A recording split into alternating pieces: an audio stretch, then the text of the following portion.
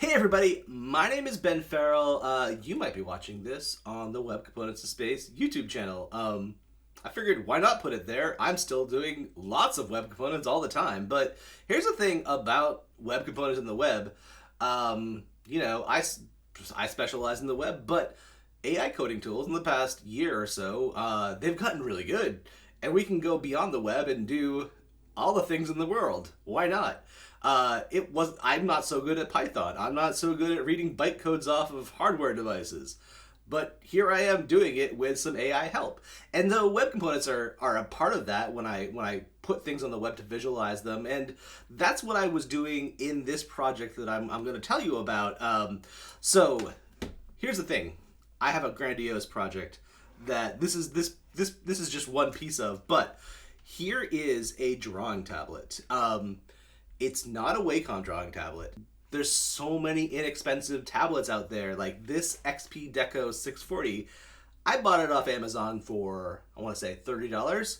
Really inexpensive. So what you can do with this thing is, obviously you can draw. It has a lot of resolution for drawing, but has a lot of pressure sensitivity as well. But it also has tilt. So if I can do this and this and this, and it knows how much I'm tilting as well.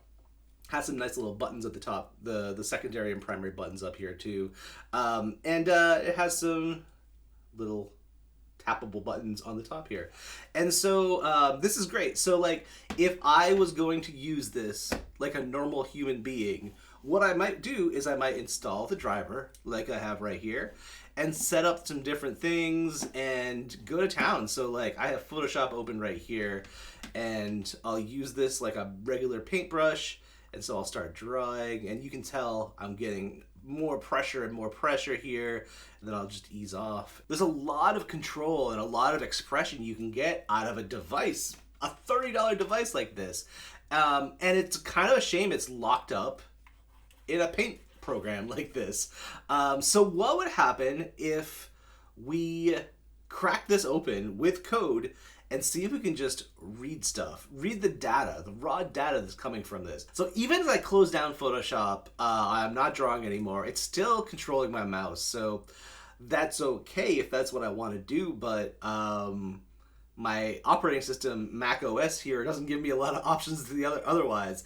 And so I'm left, it's controlling my mouse, and if I want to try other things with it, I'm kind of stuck doing things like this, making selection boxes while I try to use it. So that's no good. And so what I want to try is just get in there and turn the mouse control off, read the raw input from this drawing tablet, and see if I can create an expressive device with it. And this is where we can get a little hacky with AI coding tools. So here's my project on GitHub. It's called Blankslate. We made a landing page too.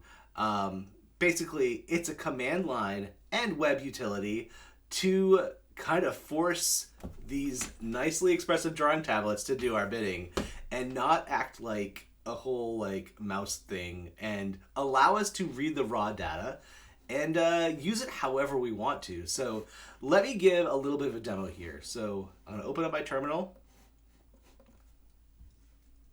So I'm going to start this command line utility with a configuration file I made for the XP Pen Deco 640, just like I have right here. So let's kick that off.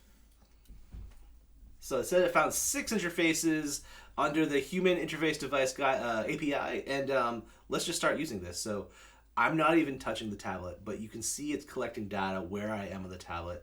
Look at that X position. Now I'm actually touching it. Now you can see the pressure. So as I press more and I move things around, you can see it's actually reading the raw data and it's blocking mouse input. This is super important. And let's do some tilting as well. Look at that tilt. I'm tilting in X, I'm tilting in Y. I'll press some of my buttons here. Primary button, secondary button. Remember, these are these guys on the pen right here. And we have some express keys on the top right here. So these buttons right here, we can start pressing those guys as well. So pressing 2, pressing 1.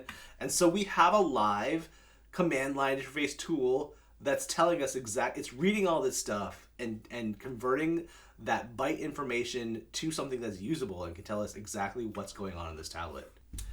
So this command line utility, it's not only in Node.js, but just to be a little extra, I made it in Python as well, and keep them in parity with each other.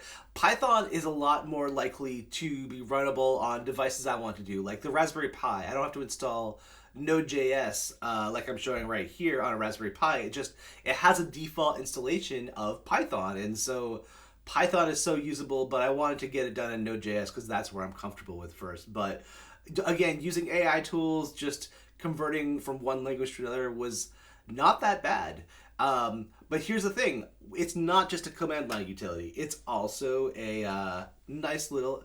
This is where web components come in. It's a nice little visualizer as well. So I'm going to load up. Once I connect to my WebSocket server, you can see it's connected right here. You can watch me live going across the tablet. And in the middle, you can, this target-looking thing right here, it shows how much pressure I have. You can also notice I'm pressing the buttons here.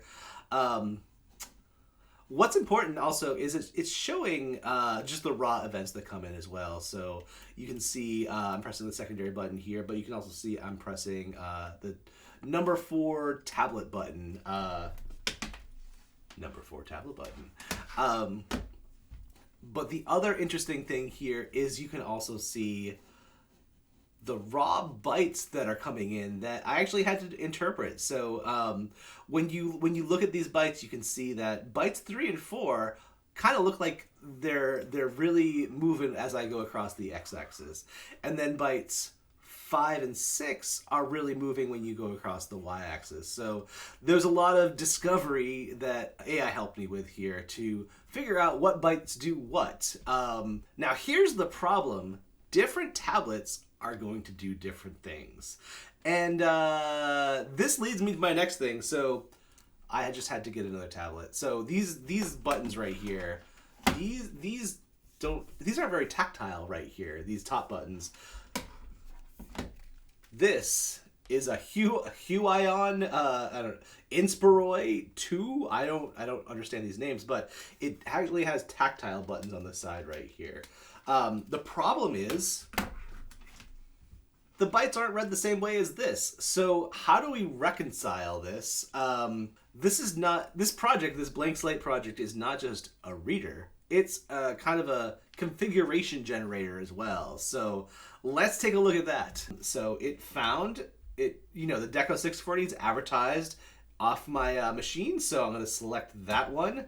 And now it's asking me to move my stylus left and right. It's going to pay attention to what bytes are moving around as I drag left and right here. So you can see it's capturing packets. Now it's trying to capture the y-coordinate bytes. So let's do that. And now it's going to detect pressure. So I'm going to use varying levels of pressure here. And so it saved it right to my file system right here. So yeah, once we crack this file open, we can see the vendor ID, the product ID. So when we connect again, it can match these against configurations.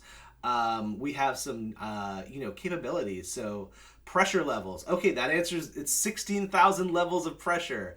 And for resolution going across, we have 16,000 units across on the x-axis and 9,000 on the y-axis. And, we have a bunch of bytecode mappings here. You'll notice that X and Y, so the byte index, we're reading from bytes 2 and 3. And then for the y-axis, we're reading bytes 4 and 5. So basically, this is a human interface device protocol here that I'm using. So a lot of human interface devices, a lot of HID devices use kind of the same protocols for communicating. And apparently there's a web HID one. Basically, all of it in your browser. Everything I just showed you, all of it, it's in your browser as well. Load this configuration right in. So I'm connected, and based on this configuration we just made, you can see everything happening. So WebHID is actually pretty exciting. I'm surprised I'm just hearing about it now after, I think it's been out since 2021. Of course in Chrome only, but as exciting as it is, it's not the best for working with tablets because that mouse control while I'm trying to control this tablet It's super distracting, and I might like if this wasn't open, like I might accidentally like grab my URL here, like anything goes because it's acting like a mouse cursor. And there's no way in WebHid to not do this. The browser just so locked down, like they don't let you do things like gain exclusive control over this tablet like Node.js or Python does. The other thing about WebHid, so unfortunately on a tablet like this, these are actually not digitizer buttons. These are actual keyboard buttons. And so you can imagine the security sandbox is kind of locked down. And so accessing a keyboard over HID is actually blacklisted on the web. So even though WebHid is pretty nice, it's actually really exciting. For tablets in particular, it's kind of problematic. So that's Blankslate. You can check it out on GitHub. Check out the documentation I have. It's all in service of a music project I wanted to get to. And I kind of, like I said, I kind of broke this out as a separate project. But this music project, it should be pretty cool. Blankslate, hopefully it's cool. Hopefully it works for you. Like I said, I've only tried it with the XP Deco 640 and the Hue Ion Inspiroi 2 Medium. But maybe it'll work for you and with your specific tablet. You never know. All right, so that's Blankslate. So see you on my next video, because Sketchatone is pretty cool. So bye.